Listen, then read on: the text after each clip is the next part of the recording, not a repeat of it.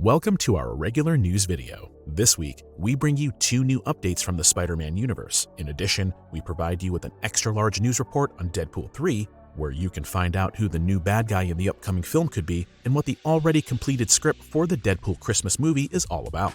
Plus, you can expect exclusive images from Indiana Jones 5, 2 new cast members for Blade, and Dwayne Johnson's statement about DC.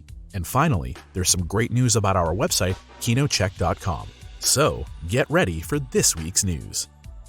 Spider-Man Into the Spider-Verse creators Phil Lord and Chris Miller talked about their new animated film. The highly acclaimed animation style of the first installment was one of the main reasons for its huge success, so it comes as no surprise that Lord and Miller focused mainly on the visuals in their recent interview. It was stated that the sequel will use not just 1, but 6 different animation styles. The audience is expected to experience real wow moments when switching between the animations, which are thematically adapted to the movie. Fittingly, there has now been a close-up of a character wearing the Spidey mask. Given the amount of new characters, it's impossible to say beyond a doubt whether it's Miles Morales or someone else. Up to now, confirmed characters include Spider-Man 2099, Gwen Stacy as Spider-Gwen, Jessica Drew as Spider-Woman, Spider-Punk, as well as the villain, Spot. The list will certainly become even longer. After all, there's still a bit of time until the theatrical release of Spider-Man Across the Spider-Verse on June 2nd, 2023. Filming of the upcoming Blade is not going very smoothly. Although Green Book star Mahershala Ali was found to be the right person to play the main character, the previous director, Bassam Tariq, left the production at the end of September. In the meantime, a lot of valuable time has passed. After all, the MCU film is scheduled to be released in September of 2024 and has long had its fixed date in the schedule of the MCU. The latter is not known for its flexibility, and even minor movie postponements can have a huge impact on other projects. That's why the search for a new director was in full swing in the past few weeks to ensure that a Blade movie is brought to the big screen for the first time in almost 25 years. As The Hollywood Reporter announced this week, 2 important positions have been filled. On the one hand, Lovecraft Country director Jan Demanji takes over the vacant position of director, while on the other hand, Colin and Black and White writer Michael Starbury has been found as the right person to rewrite the script. Starbury is to pen a completely new screenplay following rumors in the past that lead actor Ali was a staunch opponent of the previous script, which was a mere 90 pages long. Now that the people responsible for directing and writing the screenplay have been determined, the production pace will have to pick up quite a bit in order to stick to the release date without any issues. Filming is scheduled to begin in Atlanta during the course of next year, with a theatrical release date of September 6, 2024. Ever since 1981, he has been swinging over rocky canyons, running away from giant boulders, and always having to deal with the Nazis. We're talking, of course, about Indiana Jones, who has become the world's most famous movie archaeologist in 4 feature films to date. Soon, the 5th and final film in the series will be released in movie theaters, and one wonders what figure the now 80-year-old Ford will cut in his often physically challenging role.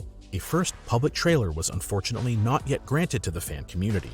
This week, however, Empire magazine provided a few exclusive images and further information about the upcoming blockbuster. The images show Indy and his stepdaughter, Mads Mikkelsen as a Nazi villain, as well as exclusive covers that will grace upcoming issues of Empire.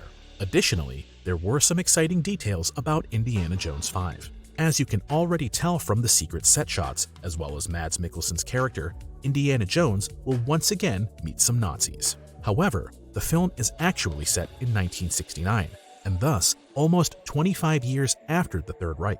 Thus, events from 1944 and the late 1960s will be combined, as director James Mangold confirmed to Empire. In addition, many ex-Nazis are involved as scientists in the so-called space race between the Soviet Union and the United States. Among them is Mads Mikkelsen's character, Baller, who, for all of his enthusiasm for space, has an agenda all his own.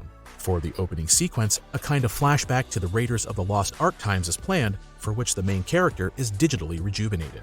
After last week's rumors, we were denied by director Mangold that the test screenings had gone very bad. The mood among fans now seems to be more optimistic again.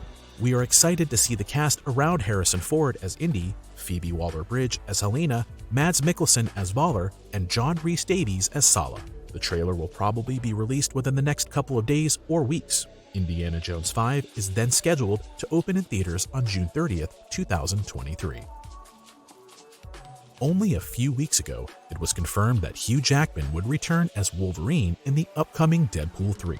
Now that the initially gigantic hype is slowly dying down, there are already rumors about another well-known character that might show up. The talk is about Wolverine's daughter, Lara, who was also known as X-23. She was played by Daphne Keane in 2017's last installment of the Wolverine series, Logan, and she may now be reprising her role. The rumors originated in the wake of a statement from insider Grace Randolph. In a video, she spoke of Kevin Feige using the multiverse saga to retire the original X-Men and put together his own MCU-conforming version. In the process, she went into more detail about the possible return of Daphne Keane as X-23, though whether or not her claims are true will surely be revealed soon.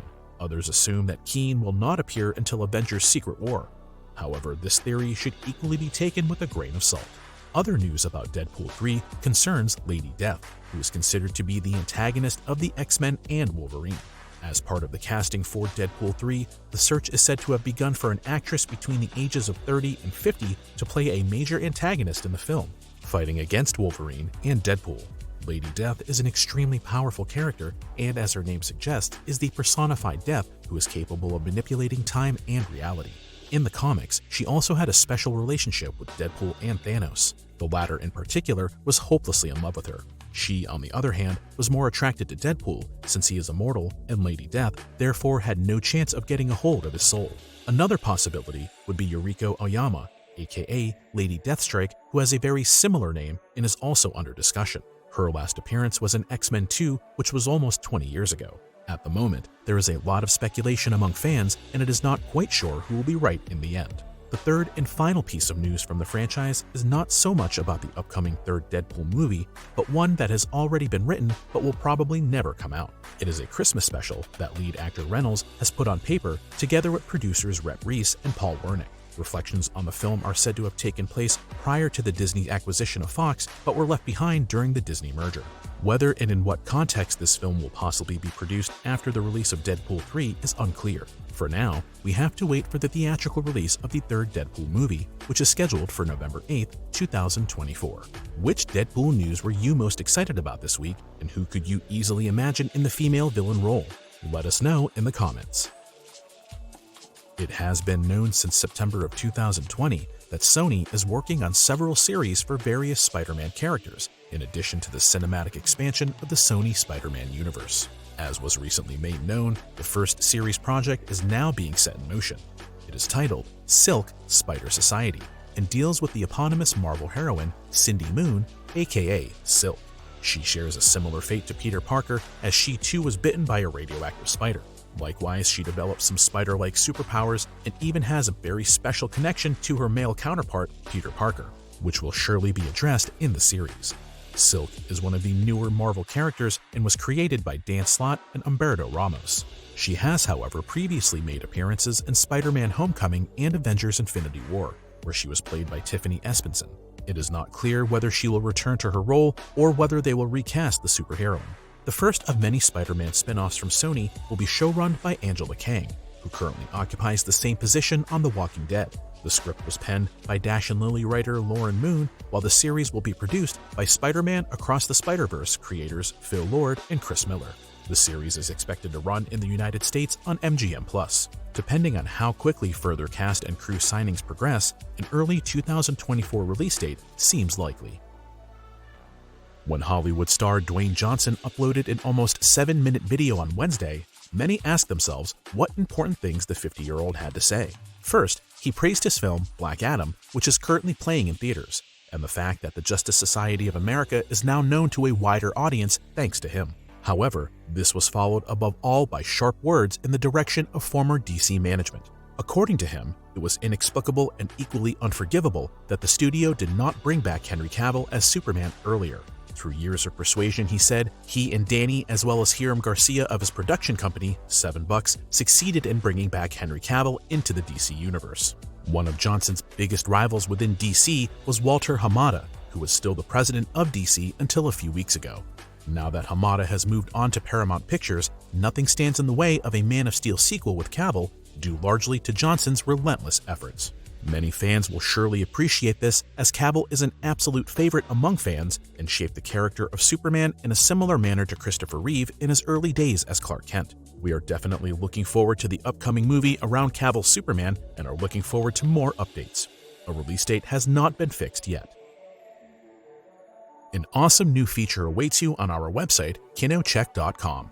You can now swipe from trailer to trailer on your smartphone, just like on TikTok, making it really quick and simple to find the best videos. Give it a try.